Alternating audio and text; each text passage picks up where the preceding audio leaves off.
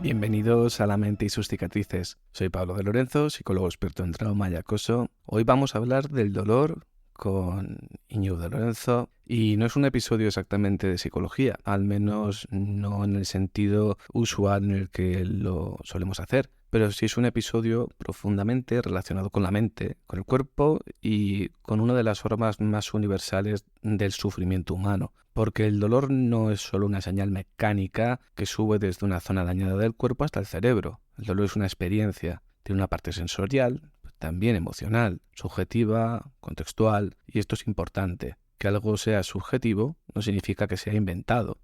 Significa que ocurre en una persona concreta, con un sistema nervioso concreto y en un momento concreto de su vida. El dolor agudo puede protegernos, nos obliga a retirar la mano del fuego, a cuidar una herida, a detenernos. Pero cuando el dolor se cronifica, cuando el sistema nervioso se sensibiliza y la alarma sigue sonando aunque ya no proteja, entonces el dolor deja de ser solo una señal y empieza a organizar la vida, el ánimo, el miedo, la expectativa y múltiples aspectos más. Hoy, cuando hablo con Íñigo, médico, neurólogo, acerca del dolor agudo, crónico, neuropático, nocioplástico y un montón de cosas más, algunas bastante contraintuitivas, incluso que os van a sorprender, como que el cerebro procesa el dolor pero que en sí mismo no duele.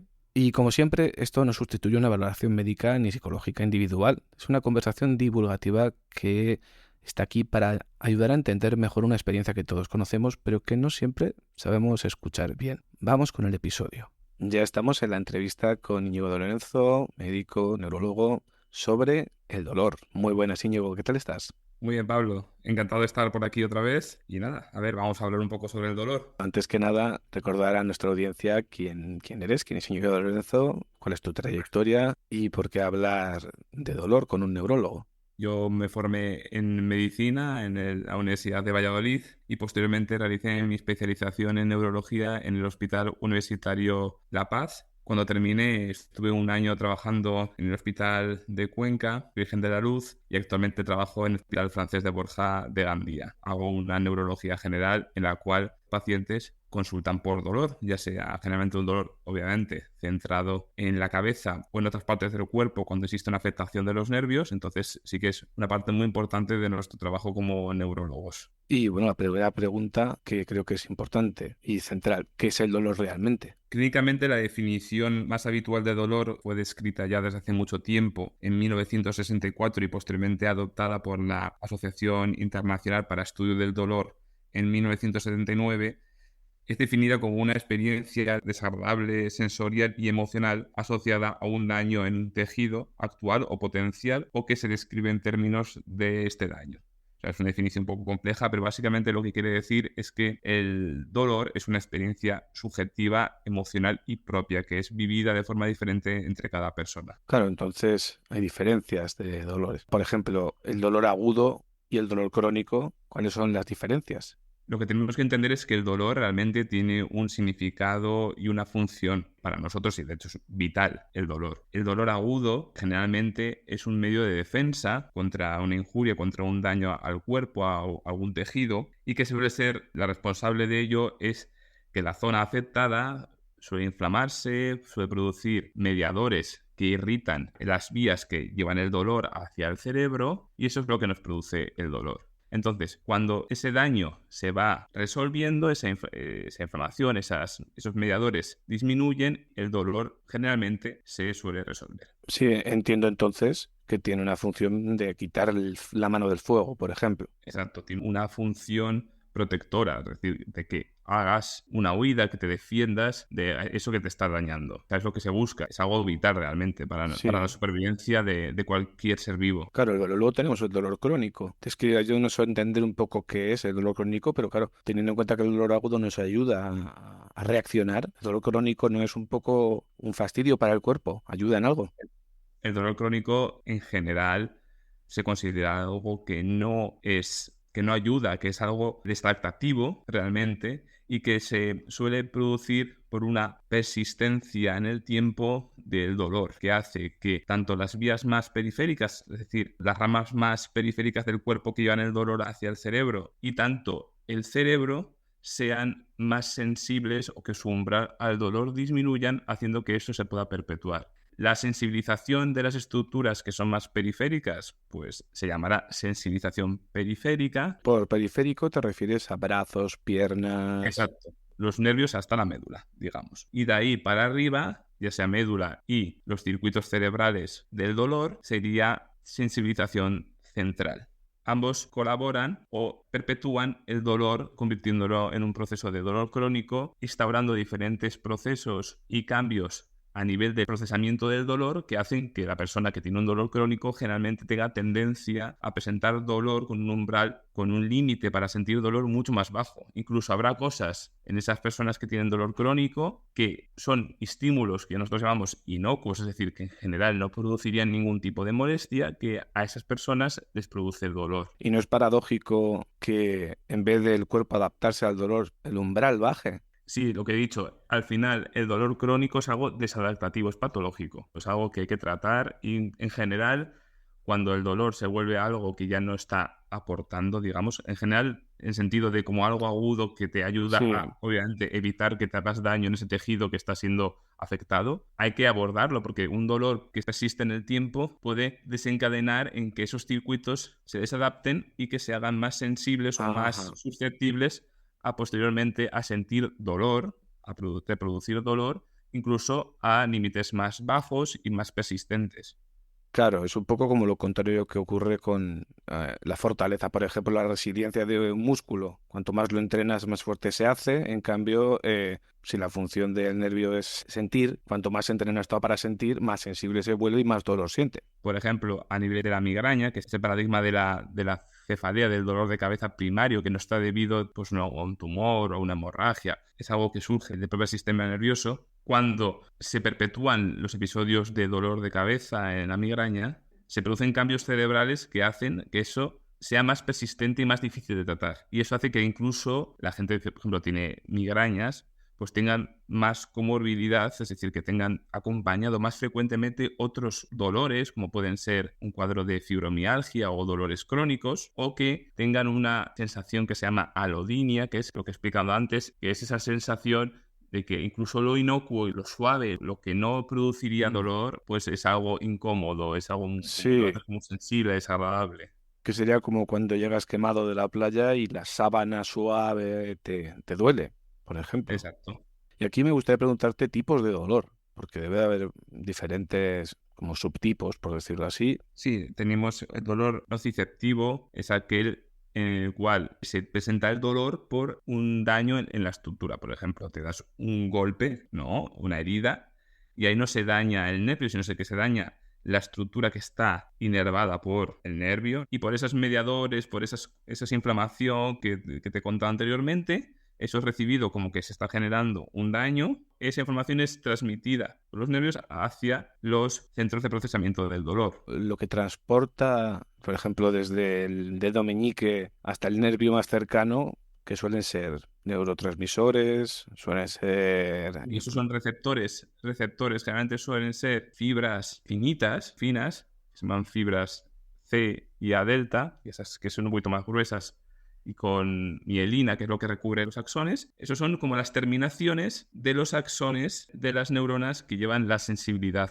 dolorosa. Entonces, digamos que a nivel más central, más a nivel de la médula, cercano a la médula está la cabeza, digamos, el centro Sí, de esas neuronas que llevan dolor y sacan como un cable muy largo, muy largo, muy largo que va hasta la zona de la que va a recoger la sensibilidad, el dolor y algo que lo estimula a ese punto, pues hace que se activen y tengan bien ese impulso para mandarlo al cerebro. O sea, son como, digamos, pequeños cables sí. o terminaciones eléctricas que son como receptores que cuando se estimulan están expresamente preparados para que sean estimulados a un cierto umbral que los dispara y eso expresa dolor. Muy interesante. Yo recuerdo en un museo, no me acuerdo en cuál exactamente, en el que hay un cuerpo humano en el que se ven todos los nervios. Bueno, cualquiera puede mirar en internet cómo es el sistema nervioso. Si le quitamos todo lo demás, parece una red de alambrado súper compleja. Es muy interesante de ver, Es ¿verdad? extremadamente compleja y los receptores que nos llevan a sensibilidad en el cuerpo son muy variados. Hay unos receptores que son específicamente para la presión, otros son para diferentes sensibilidades y algunos son específicamente para dolor. Entonces, claro, esos receptores que traducen las sensibilidades que son consideradas como dolor son los que la transmiten Ajá. posteriormente hacia, pues para arriba, para arriba, para arriba, hasta el cerebro, que es donde se procesa. Claro.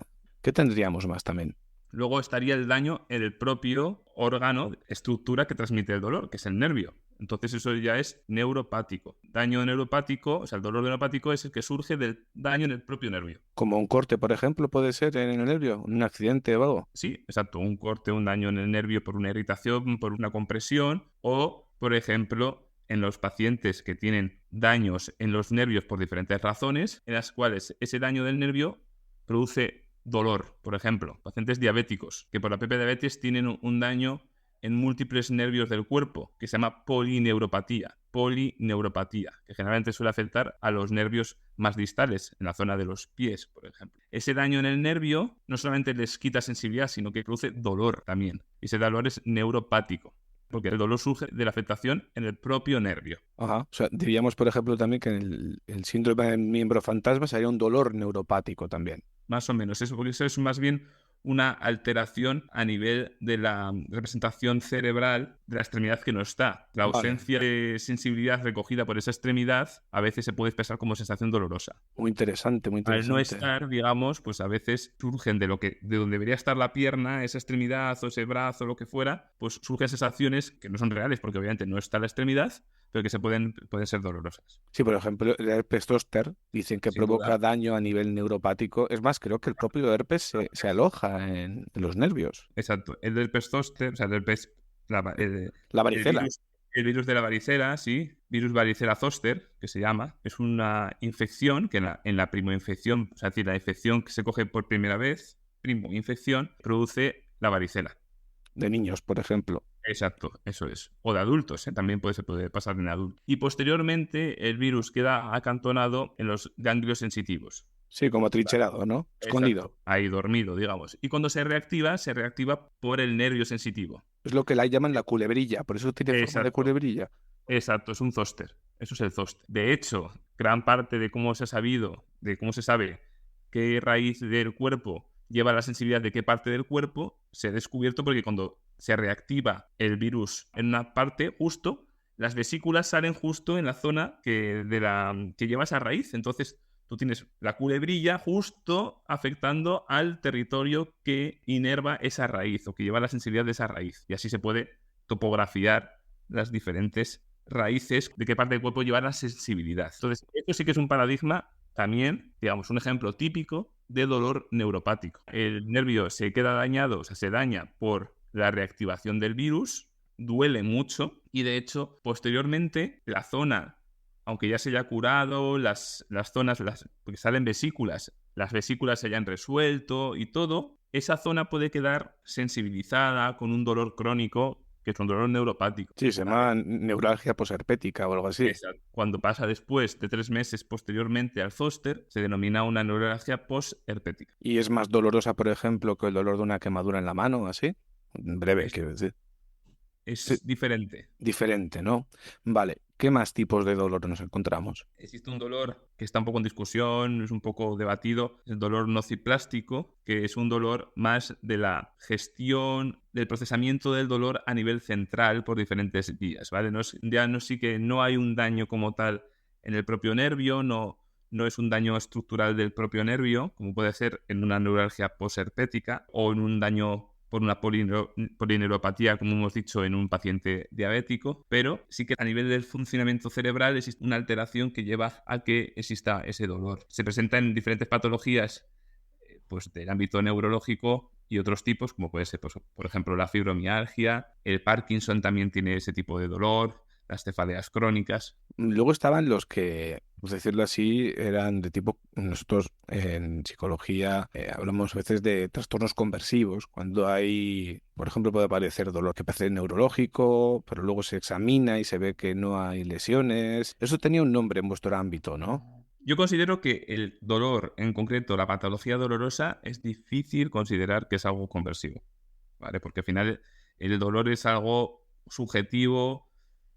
totalmente subjetivo, es una vivencia personal y entonces es difícil de valorarlo como algo psicógeno puramente, no sé, es emocional puramente. Es decir, Ujú. obviamente en el dolor, la persona con dolor crónico, va a tener un componente emocional, ya sea o previo o reactivo a vivir con dolor, porque vivir con dolor es algo muy duro. Entonces, es habitual que la persona que tiene un dolor crónico pues tenga además una alteración del estado del ánimo, ya sea por ello mismo o ya sea porque lo propio que produce dolor también está produciendo cambios en el funcionamiento y la neurotransmisión cerebral que lleva a pues tener también, por ejemplo, una depresión. Entonces, pues me parece complicado catalogarlo puramente como algo Pero conversivo, ya. conversivo, Pero ¿sabes? una pregunta que me surge, ¿una emoción intensa como una decepción o un disgustazo muy grande duele? ¿Puede llegar a doler como concepto de dolor, como del mismo dolor que estamos hablando? Cuando me han partido el corazón, me duele muchísimo. Eso de partir el corazón, a ver, no es algo sobre el dolor, ¿no? Pero existe una vía, existe una conexión cerebro-corazón, por ejemplo, muy importante a nivel de todo el sistema simpático, parasimpático y está muy relacionado con la emoción. Y eso de me partieron el corazón, eso se relaciona con que ante emociones muy importantes se puede producir una alteración cardíaca de verdad y doler. O sea, es decir, eso se llama. Doler el pecho, dices. Sí, sí, producirse como si fuera un daño cardíaco, un daño al corazón agudo, incluso con alteración de la función del corazón, que puede llegar a ser grave, y que se llama, el nombre que se llama síndrome de Takotsubo, ¿vale? De Y Takotsubo, sí, japonés. sí, japonés porque es una morfología que adquiere el corazón en la ecografía, en ciertas pruebas de imagen, cuando ocurre porque afecta a una zona concreta del corazón. Como de, digamos, vasija por donde se meten los pulpos. La idea es que si en un momento de gran emoción puede producir una alteración cardíaca y dolor. O sea, Claro, si una emoción puede doler, puede partirte el corazón, pues sí, porque hay sí. esa relación cerebro-corazón. Luego, que duela como tal una emoción intensa, bueno, pues puede tener componente, porque obviamente hace que el umbral al dolor disminuya. Te Claro. pone en alerta, te hace que seas más susceptible de sentir dolor, seguramente. Otra pregunta, ¿el estado lucha-huida baja el umbral del dolor o lo activa? ¿Te refieres a una activación simpática Sí, por por ejemplo, seguridad?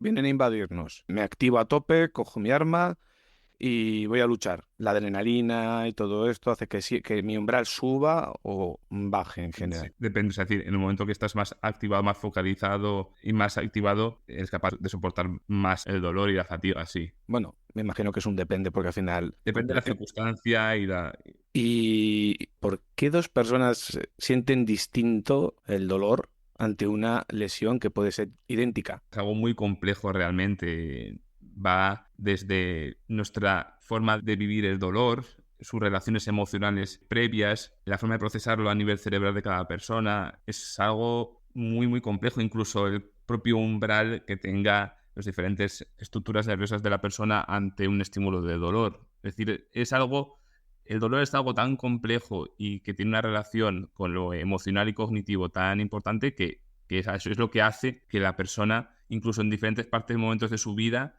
pues la forma de vivencia, de vivir el dolor, sea algo pues, que cambie también. Y en vuestro ámbito o en todo el tema médico o en general, ¿cómo se mide el dolor si es un tema subjetivo?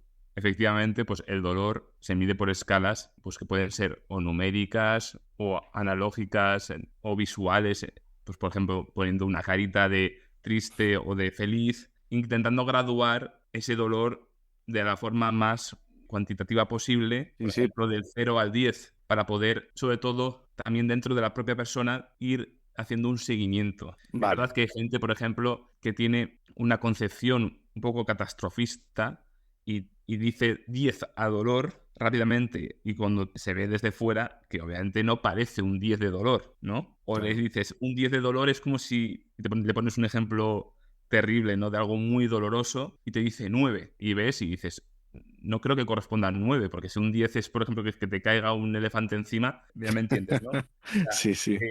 que es algo un poco complicado de medir realmente porque es algo subjetivo. Entonces, sí que hay formas, sí que hay medidas un poco más objetivas, es decir, que se utilizan máquinas en las que se ejerce una presión sobre diferentes partes del cuerpo y se mira con qué presión o con qué daño, con qué fuerza esa persona ya refiere tener dolor. Se cuantifica Ah, ese umbral, pero realmente en la práctica clínica lo que se suele utilizar es esas escalas, la más utilizada. Bueno, yo lo que más utilizo generalmente del 0 al 10, siendo 0 nada de dolor o 10 el dolor más extremo. Y siendo sobre todo valorable en un seguimiento en el tiempo para valorar cómo ha evolucionado el dolor, la sensación de dolor en la propia persona. evolutivamente, al final, el dolor nos ha ayudado a poder alejarnos de lo que es peligroso para nosotros, entiendo. Tiene más funciones o principalmente es esa, avisarnos de que está yendo algo mal en nosotros o sobre todo la protección, entiendo. Su función principal es así. O sea, es avisar de que algo está dañando al organismo y protegernos de ello. Esa es su función elemental, que no es poca, ¿eh? No, no, no, eso es bastante. Pero yo había oído que hay personas que no sienten dolor. No sé muy bien cómo se llama no sé llamarlo patología o estado, como sea. ¿Esto es una bendición o es en el fondo un fastidio para la persona? O ni una ni otra. Sin duda, un fastidio. Sí. Sí, sin duda.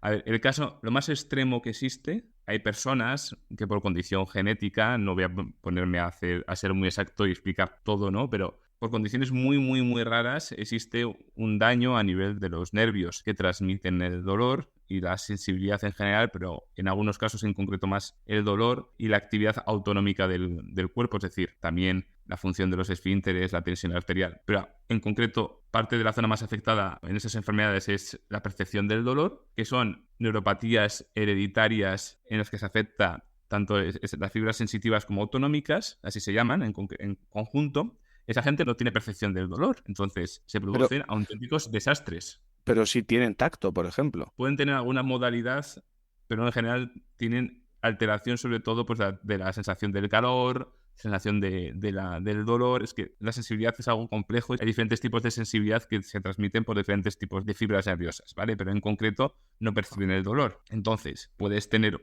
una herida, no curarse y eso llevar a un daño ya severo, una necrosis, o hacerte una quemadura y no darte ni cuenta. Esa gente tiene una supervivencia disminuida y afectaciones muy, muy severas. Es algo muy, muy dañino. Esto me recuerda a cuando hay personas que no huelen, porque se le ha dañado el sistema olfativo. Claro, dices, bueno, pues ya no hueles malos olores, pero por ejemplo no puedes oler el olor del gas si se escapa en casa. Exacto. Te sorprendería la cantidad de gente que no tiene ningún tipo de olfato, ¿eh? ¿Cómo se llamaba esa problemática? Anosmia, es decir, que no tienen... Anosmia. Es verdad, por ejemplo, el olfato nos ayuda a protegernos ante lo que tú has dicho, que es como algo muy concreto, pero por ejemplo también a no comer alimentos en mal estado. Eso es una función importante.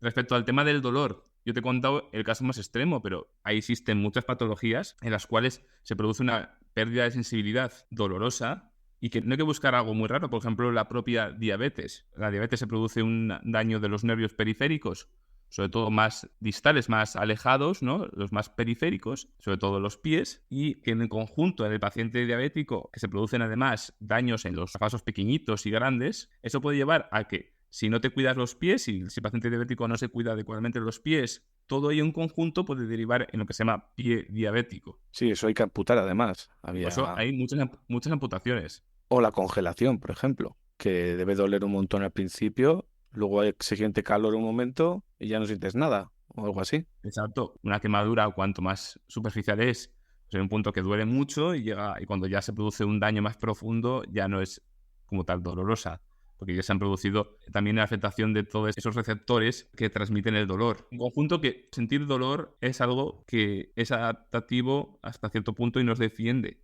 Es importante también. Claro, aquí entramos ya, por ejemplo, en dolores agudos y crónicos, los fármacos, por ejemplo. sea, Ujú. ¿cuáles son los que más utilizan y que, pues, bueno, cuáles son los límites y riesgos que se utiliza? Pues podemos decir, por ejemplo, el fentanilo como lo más potente que se usa en humanos, entiendo, porque el carfentanilo era para veterinaria, que debe ser 100 veces Ujú. más potente que el fentanilo, aprox. No me acuerdo muy Sí. bien. ¿Qué se suele usar? Porque el ibuprofeno no es lo mismo que, por ejemplo, el tramadol o la oxicodona o cosas así. En general, lo que se suele hacer es cuantificar cuál es el grado de dolor, obviamente. Si es un dolor impresionante, súper severo, pues no vas a empezar dándole un paracetamol, ¿no? Ya. O sea, si viene una fractura y con un dolor brutal, directamente se le pone fentanilo, se le pone el opioide. Pero me refiero, lo que generalmente se hace en un manejo del dolor es llevar una estrategia de escalado. En el primer escalón estarían como elementos más habitualmente utilizados los analgésicos no esteroideos. Ibuprofeno, diclofenaco, esquetoprofeno, naproxeno, todo ese conjunto de fármacos que no están para nada exentos de riesgos, ¿vale? Un consumo crónico, un consumo a largo plazo de estos fármacos, pues puede producir daño en el riñón, úlceras digestivas, mayor riesgo de sangrado, hipertensión. Es bastante amplio el número de efectos adversos que puede tener. Luego también hay otros que tienen un efecto también que puede tener potencial analgésico, como puede ser el metamizol, el nolotil, también el paracetamol. ¿La aspirina qué sería? La aspirina también sería un analgésico no inflamatorio. Y Vale. aparte hay otros que se llaman coxips, otro tipo de fármacos también se utilizan para el dolor, que son diferentes. O sea, no merece la pena explicar la O sea, diferencia. no son ni no esteroideos ni opioides. Van Y por vías luego, diferentes. ¿y cuál sería el ejemplo de este tipo de fármacos de tercer tipo? Celecoxib, a nivel comercial, Arcoxia. No lo he oído nunca. Tampoco es importante tampoco explicar al respecto. Y luego habría digamos, un segundo escalón de fármacos que tienen algún tipo de efecto opioide a nivel de receptores opioides, pero que no son tan potentes como pueden ser el tramadol o la codeína. Y finalmente, en un escalón superior, estaría pues el paradigma de la morfina, que es el opioide, digamos, sobre el que basamos la potencia del resto de fármacos opioides. Y lo bueno que tienen los opioides es que no tienen techo terapéutico. Es decir, tú pones opioide y opioide, opioide, todo lo que se pueda hasta resolver el dolor. Todo lo Que, que necesita el paciente para quitarle el dolor. o sea, que el opioide siempre, por decirlo así, acaba calmando el dolor, entre comillas. En principio, exacto, eso es. Tú puedes seguir poniendo hasta que el dolor se resuelva. Entonces, ahí dentro de los opioides hay diferentes, que son estos que he dicho son opioides mayores, hay diferentes grados de potencia para la dosis que se da. Eso se compara o se correlaciona con la potencia. Si la potencia de morfina es 1, pues la potencia del fentanilo es 100 veces mayor, Claro, ¿vale? claro, claro. O Y sea, la eso es heroína el doble. ujú, el doble que la Y ahí morfina. tenemos, Sí, ahí claro. tenemos muchos, ¿no? Entonces, que ya sean de uso médico habitual y recreativo o de uso solamente ilícito. Sí, Y bueno, o recreativo y realmente legal, porque al final yo tenía entendido, por ejemplo, que el uso de opioides sin dolor lo que genera es más euforia que otra cosa. En exacto. cambio, si hay dolor, la euforia no se nota tanto, pero sí se nota el alivio del dolor. Exacto, totalmente. Eso es lo que siempre se ha dicho, que obviamente durante la fase de dolor ese efecto euforizante es mucho menor, pero si luego se sigue utilizando a largo plazo, sin dolor, digamos, buscando ese efecto recreativo de euforizante, ahí sí que puede ser, tiene mayor potencial adictivo. Digo que es paradójico además que la heroína se crease para intentar paliar la adicción a la morfina que había, pero bueno. Exacto.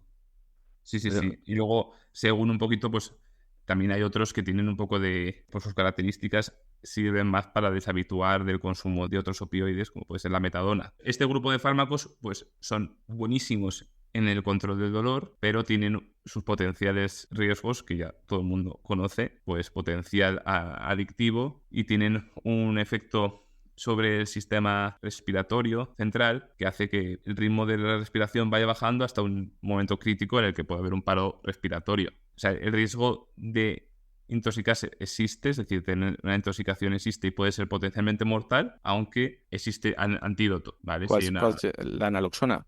la naloxona, eso es. Sí. ¿Te saca de la depresión respiratoria la naloxona? Exacto. ¿Te saca de la depresión respiratoria? Bueno, sí, a ver, si es algo Bueno, reversible. Ya, si no ha habido un daño cerebral ya claro. instaurado, ¿no? Pero O sea, yo había oído que la naloxona ocupa como los receptores opioides instantáneamente y la persona ¡pum!, se despierta como si Totalmente. estuviese limpio. Pero bueno, no sé si se despierta con una especie de resaca rarilla o como un domingo por la mañana habiendo descansado bien. Tiene ese efecto de revertir totalmente el efecto del opioide Sí. y si la persona así consume habitualmente, pues le sacas de eso y se puede poner muy incluso Claro, por eso mucha gente se sorprende cuando agresivo. están agitados. Pero es Ujú. curioso porque luego ves en vídeos sobre el fentanilo, que gente que habla de que le han salvado la vida, literal, con la naloxona, que le llaman el Narcan en Estados Unidos. Además tienen acceso trabajadores sociales y no es que se distribuya, es súper fácil, pero hay bastante distribución que digan que les ha salvado la vida 8 veces. Y dices, será como exagerado. No, no, no. Es que el Narcan realmente se administra, tengo entendido, por la nariz, Mm, inhalación, y les despierta y les saca de la si no llega a haber Narcan, se mueren directamente. Es lo bestia. 100%. Y luego otro grupo de fármacos, que ya para terminar, que nosotros llamamos como coadyuvantes, tienen una importancia mayor en los dolores neuropáticos. Y lo que hacen es como relajar al nervio. Pregabalina, gabapentina, antidepresivos, antiepilépticos, bueno, diferentes tipos de fármacos que lo que hacen es como relajar al nervio. Tranquilízate, deja de transmitir dolor. Esto sería para dolores neuropáticos y así. En general, sobre todo tienen mayor utilidad en dolores neuropáticos, aunque se pueden utilizar también en otros ámbitos de dolor, porque al Sí. final lo que te hacen es que la transmisión a través del nervio esté como más relajada. O sea, por ejemplo, la lírica, que yo tenía entendido que en España era un fármaco de este estilo, ¿qué era exactamente? Pregabalina. Vale, vale, y eso no de este estilo. Y fuera de lo farmacológico, ¿qué se suele recomendar para el dolor? A ver, existen una gran variedad de opciones y de ramas. Todo lo que sea no farmacológico asociado a un mejor estilo de vida puede ayudar. Bajada de peso, dejar de fumar, ese tipo de cosas ayudan a la mejor control del dolor. Está demostrado en diferentes tipos de dolor. Entre ellos, por ejemplo, el que más me incumbe a mí, porque lo veo diariamente, por ejemplo, en la migraña crónica, que es un dolor crónico que muy habitualmente vemos en la consulta de neurología. Existen algunas cosas que tienen una evidencia pues más firme, como puede ser también la psicoterapia a nivel del manejo del dolor crónico, ¿vale? Porque sí que es importante ahí como la persona sea como entienda el dolor, sus expectativas, todo eso también es muy importante de Ujú. manejar. Como ya he dicho, también como va asociado frecuentemente a una alteración del estado de ánimo, sobre todo del tipo del ámbito depresivo y ansioso, pues también trabajar en ello puede mejorar la percepción y la vivencia del dolor. Y otras medidas como pueden ser también de medicina tradicional, que al final se hace un poco por empirismo y porque se ve que funcionaba, y como puede ser la acupuntura, pues también, o sea, es que funciona de verdad. O sea, puede A ver, potencialmente funcionar. ¿la Ya sea punción, porque la punción seca o la acupuntura? claro, es lo mismo, más o menos es lo mismo, ¿eh? Vale. La punción seca es un poco esa misma teoría, que básicamente algunos, si son musculares, pues pueden liberar un nudo de tensión, pues un nudo de muscular, Ujú. de dolor miofascial, de dolor a nivel del músculo Sí. y las estructuras osteomusculares en general, y también porque hacen un poco de compuerta del dolor, ¿vale? Tienes esa sensación de aguja, eso hace que el otro dolor que Ah, sientes como que se vea un poco bloqueado. como competitivo, ¿no? Exacto, es competitivo, Sí, pues exacto. me resulta curioso un médico, no recomendando, pero sí hablando sobre una modalidad que no está dentro de del mismo nivel de evidencia científica. Supuestamente la acupuntura es una pseudociencia. A ver, también tiene sus estudios, ¿eh? ¿Sí? Vale, Sí. vale. A ver, Pues, no te los sé nombrar ahora mismo todos. Y luego hay también hay diferentes medidas pues, de rehabilitación, fisioterapia, estimulación transcranial, que lo que intenta es modular esos circuitos, esa sensibilización central del dolor y que también puede ayudar. ¿y alguna curiosidad o rareza que nos puedas contar de este ámbito que sean interesantes? Pues quiero decir un par de cosas, que es, uno, el cerebro no duele. Ah, no. Claro, el cerebro es el centro donde se recibe el dolor, pero el cerebro no duele, O porque sea, es el parénquima del cerebro. Lo que es el cerebro cogido como tal. Sí que los vasos que rodean el cerebro y las meninges, que son, y las estructuras óseas, claro, de alrededor, todo el hueso, y lo que recubre el cerebro, que son las meninges y sus vasitos, eso duele muchísimo. Claro, pues una meningitis duele. Por eso, pues, si tienes una masa dentro del cerebro que tira de esas estructuras, duele. Pero como tal, el cerebro no duele. O sea, te pueden hurgar ahí como con el dedo si Exacto. pudiesen y no notarías nada. Bueno, ¿tienes sensibilidad? No, tampoco. No duele. Tú puedes estar ahí hurgando y no hay dolor como tal. A no ser que tú dañes esas estructuras que te he dicho que sí que son muy inervadas, muy sensibles. Pero como tal, el cerebro no. Pero aún así, sin embargo, es una zona que recibe todas las sensaciones de dolor y procesa todo el dolor. Entonces, sí que, aunque no duele el cerebro como tal, si tú lo tocas ahí, no duele, ¿no? Sin embargo, si se dañan zonas del cerebro que son importantes para el procesamiento del dolor, sí que pues, se puede producir un dolor central que llamamos, que puedes notarlo, por ejemplo, como un miembro, un brazo, una pierna Ah, dolorosa. o sea, que si te hurgan en el cerebro te va a doler donde estás tocando, que sería, por ejemplo, el brazo, te dolería el brazo, pero el cerebro no te dolería. Tanto el cerebro no duele como tal, pero si se ven Vale. afectadas zonas de procesamiento del dolor, obviamente dañadas, sí que se va a notar dolor donde tocaría, ¿no? Te lo digo porque hay infartos, o sea, hay daños, por ejemplo, infartos cerebrales en zonas muy importantes para el dolor, como puede ser el tálamo, que es una zona del cerebro, que pueden dejar un cuadro de dolor crónico en la parte del cuerpo que ha afectado. Por ejemplo, pues Ajá. en un brazo. Es un poco complejo de explicar, pero que es un poco antiintuitivo, ¿no? Vale. Que es el centro del Ujú. dolor, pero sin embargo no duele el cerebro.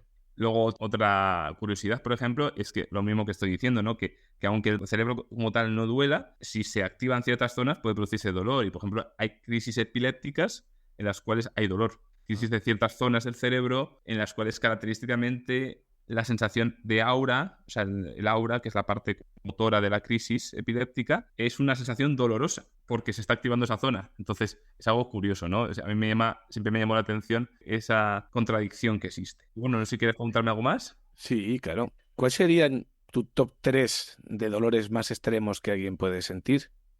Y también luego, como forma de mito, porque si quiero que me cuentes algo así de mitos a modo de cierre, si alguien puede morir de dolor, de sentir dolor, por la sensación del dolor. Pero sobre todo, empecemos por cuáles son los dolores más extremos. Bueno, si hay una estimación. A ver, viniendo de la neurología, pues yo te voy a decir que los dolores craneofaciales, algunos de ellos son terroríficos. Hay una cefalea primaria que es famosa por su gran dolor, que es la cefalea en racimos, en la cual la persona tiene un dolor centrado en la zona más alrededor del ojo, por ahí por la zona más temporal, más de la sien, que puede llegar a ser un dolor absolutamente insoportable, Es algo el realmente de, inimaginable. es el del trigémino que le llaman. No es No, exactamente eso, otro tipo de dolor de cabeza. Que esto se va un poco de lo que es la charla para explicarlo, pero es diferente tiene a algo la que ver neurología. con la oclusión temporomandibular o algo así. También la articulación temporomandibular, que es una articulación que está Sí, que en la cintura a veces se bloquea, craneofacial. ¿no? Exacto. Es una articulación muy, muy inervada y que a veces se puede ver alterada y duele. Pero eso, por ejemplo, puede provocar dolores, estados alterados de malestar. Sí, de hecho es una de lo más común es que en nuestra consulta pues igual se derive a un paciente como sospecha de neuralgia del trigémino y realmente sea una patología, una enfermedad de la articulación ¿Cómo se llamaba eso? temporomandibular.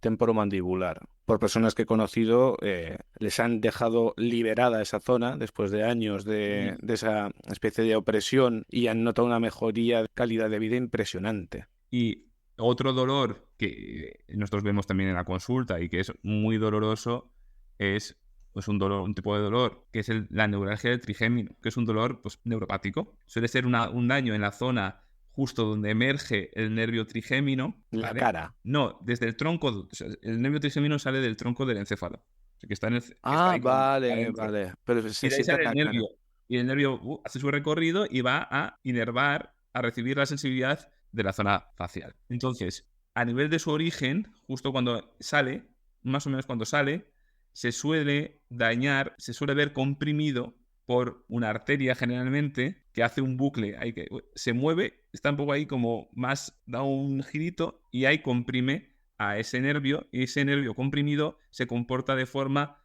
que produce paroxismos como Ah, ataques de dolor muy breves que pueden ser muy como intensos. vibraciones dolorosas.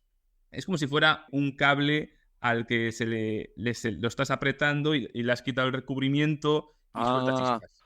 vale, y debe ser dolorosísimo. Es dolorosísimo, es dolorosísimo. Es uno de los dolores más intensos. sea, Vale. ten en cuenta que la cara es una zona absolutamente sensible y muy, muy inervada. Entonces, duele mucho todo lo que afecte a cara, a cabeza. Duele mucho. Vale. Y dentro de lo que es el cuerpo, a ver, va menos de mi especialidad, pero el cólico renal, que es un dolor más de la víscera, hay una piedra ahí en la vía urinaria, en la vía de la orina, ¿no? Pues eso también es un dolor muy, muy intenso. Bueno, en general, hay muchos dolores que pueden ser tremendamente intensos.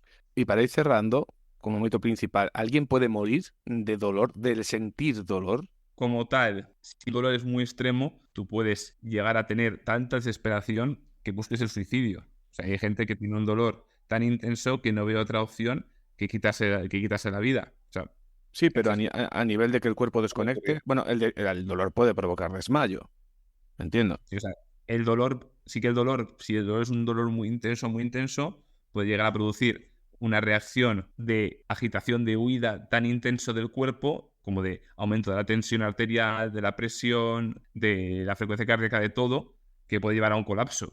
O sea, puede Ajá. ocurrir. Muy interesante, muy interesante. Bueno, espero que no os pase a nadie. Bueno, es un episodio técnico, pero súper interesante, porque es una temática que yo creo que nos toca a todos, o con gente que tenemos cerca. Y bueno, habría mil preguntas más que me gustaría hacerte. Pues, Iñigo, muchísimas gracias por estar aquí hoy con nosotros. Espero que hayas estado cómodo. Bueno, gracias Pablo por invitarme una vez más y he estado me gusta explicando y hablando un poco sobre el dolor, que nunca viene mal ahondar en ello. Pues muchas gracias, Íñigo. Y hasta aquí llega el episodio de hoy. Quizás una de las ideas más importantes de esta conversación que me gustaría subrayar es que el dolor no se vuelve menos real por ser subjetivo. De hecho, todo dolor es subjetivo, porque siempre le duele a alguien. No le duele a una radiografía ni a una analítica, le duele a una persona, con su historia, miedos, cansancio y su manera concreta de vivir. Y esto no significa psicologizarlo todo.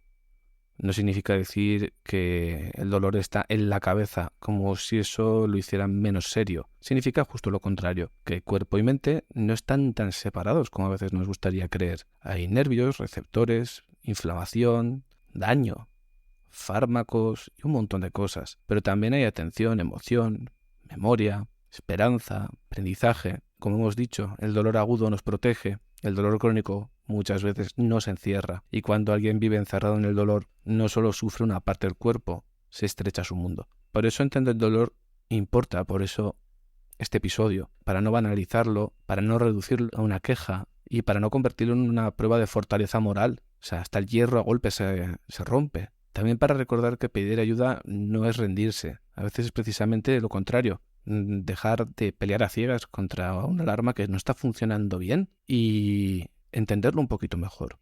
Dicho esto, recordaros que tenéis el correo electrónico lamenteysuscicatrices@gmail.com para cualquier comentario, duda o propuesta de tema. Recordad que también se realiza terapia individual sobre trauma complejo online y adicciones. Muchas gracias por estar ahí, por escuchar y nos vemos en el próximo episodio.